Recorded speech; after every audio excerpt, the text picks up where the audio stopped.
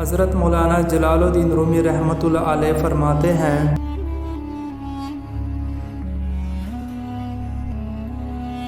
اہل علم کا علم انہیں اٹھاتا ہے اور اہل تن کے علوم ان کے لیے بوجھ ہیں۔ اگر تمہاری انا تمہاری رہنما ہے تو پھر مدد کے لیے قسمت کی طرف مت دیکھو۔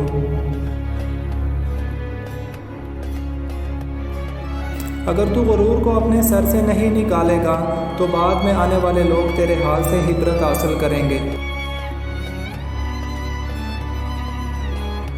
محبت کی تلاش آپ کا ہدف نہیں، بلکہ آپ کا ہدف تو ان رکاوٹوں کو دور کرنا ہے جو آپ نے محبت کے جذبے کے خلاف کھڑی کر لی ہیں۔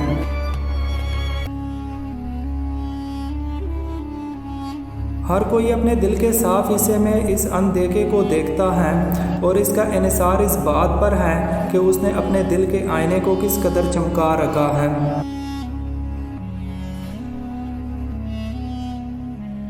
میں نے تمام دن اس بات پر غور کیا، رات کو اس پر گفتگو کی کہ میں کہاں سے آیا ہوں اور میری تخلیق کا مقصد کیا ہے۔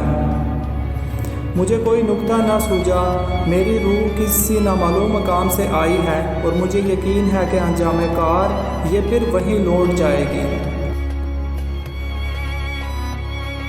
کوئی آئینہ دوبارہ لوہے میں نہیں بدلتا، روٹی دوبارہ گندم نہیں بنتی، پکا ہوا انگور پھر سے کٹھا نہیں ہو جاتا۔ اسی طرح اپنے آپ کو بالغ بنا لو اور بری تبدیلی سے محفوظ ہو جاؤ اور ایک روشنی بن جاؤ۔